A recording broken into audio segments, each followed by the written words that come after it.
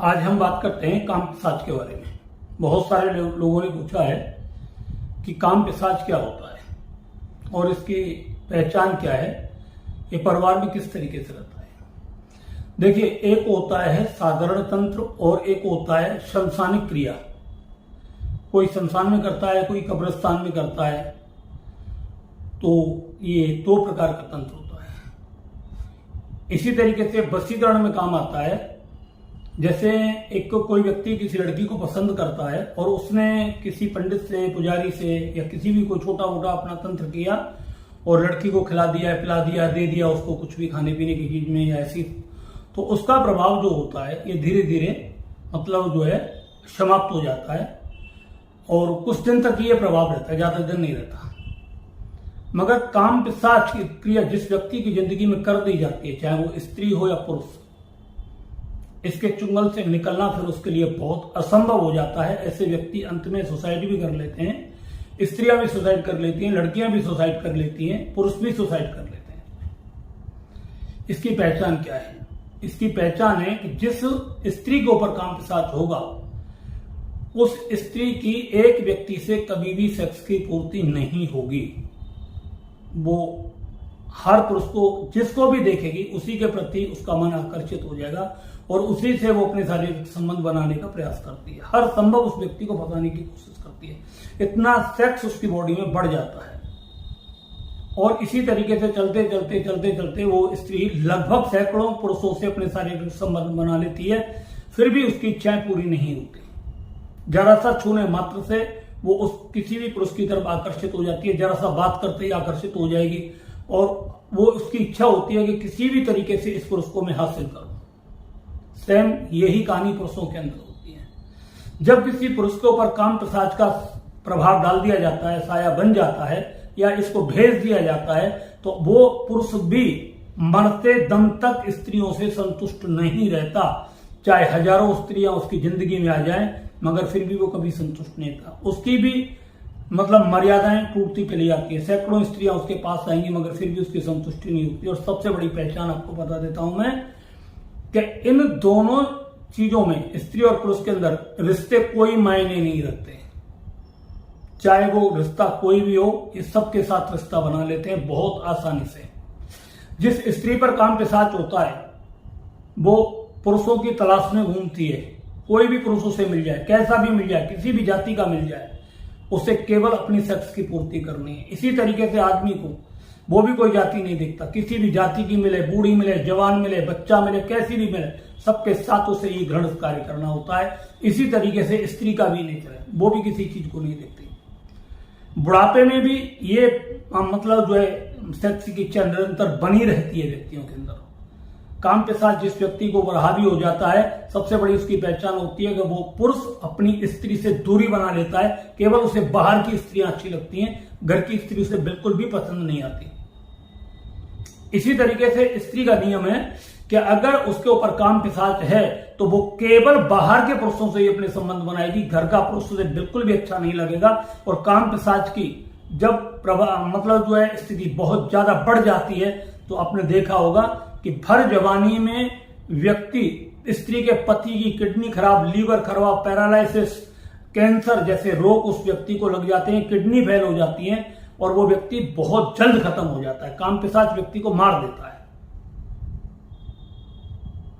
वो पुरुष को जिंदा नहीं रहने देता।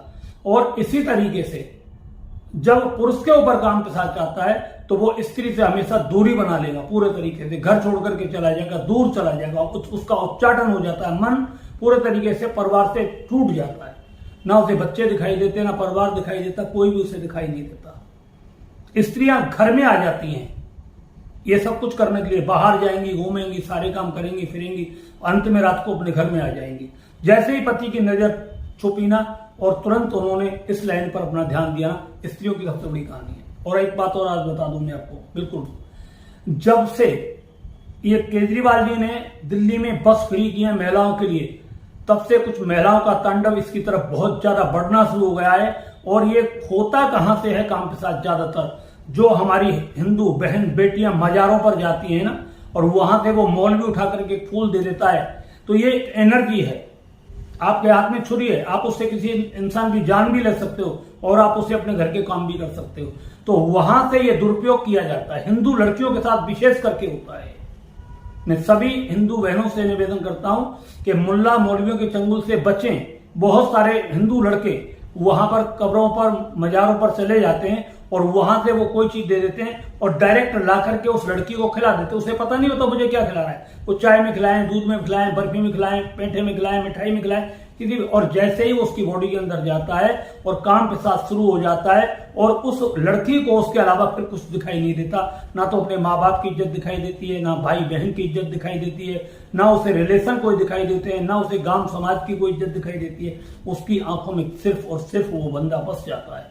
जब वो व्यक्ति उसे छोड़ देता है, अपनी सेक्स वासना पूरी करने के बाद छोड़ देता है, तो वो स्त्री फिर दूसरे पुरुषों की तलाश में जाती है, फिर वो तलाश करती है। ऐसे तलाश करते करते उसकी पूरी जिंदगी बर्बाद हो जाती है और वो घर की भी नहीं रहती, ना बाहर की रहती है, और वो पूरे तरीके से बर्बाद हो जाती है। उसके परिवार की लाइफ पूरे तरीके से बर्बाद हो जाती है। इसी तरीके से व्यक्ति का नियम है। जब कोई लड़की पीर मजारों पर जाकर के किसी लड़के को खिला देती है और उसके अंदर, वो बॉडी के अंदर जब पेशाब चला जाता है, तो क्या होता है, लड़की से जब तक उसका संबंध बना तो बना रहा, जब तक रहा, उसके बाद ये होता है कि वो लड़की उसे छोड़ देती है और वो लड़का फिर दूसरी स्त्रियों के साथ अपना संबंध बनाना शुरू कर देता है।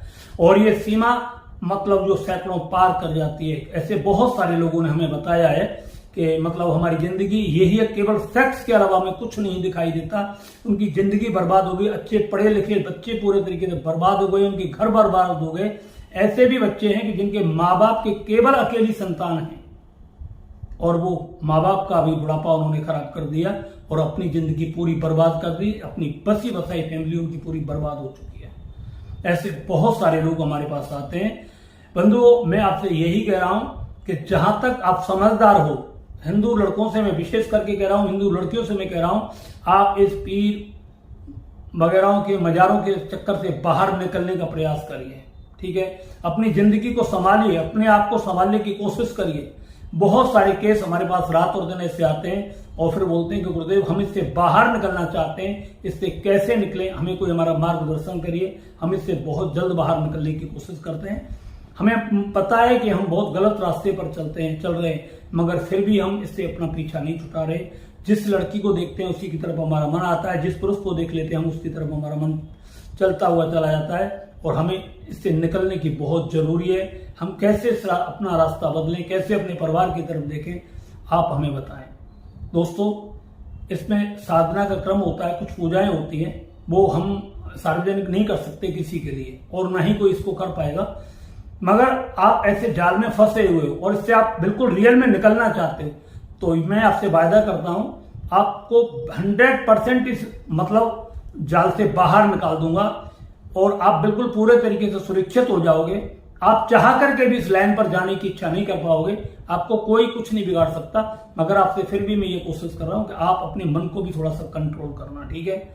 और अगर कोई व्यक्ति ऐसा है जो फंसा हुआ है, उसके साथ में ये ऐसी घटना घट रही है निरंतर जो मैंने बताई है, तो वो मेरे फोन नंबर पर संपर्क कर सकता है, व्हाट्सएप पर संपर्क कर सकता है। हम जो बताएं हमारे तरीके से वो अगर अपना जीवन जीना चाहेगा तो 100% एक हफ्ते में इसका रिजल्ट आपके सामने आना शुरू हो जाएगा। आपके दिमाग से काम पिशाच का भूत बिल्कुल निकलना शुरू हो जाएगा। आपकी जिंदगी बहुत बेहतर बननी शुरू हो जाएगी और फिर से आपके घर में खुशियां आनी शुरू हो जाएंगी, फिर से आपका घर बसना शुरू हो जाएगा। इसी के साथ हम अपनी वाणी को विराम देते हैं। धन्यवाद।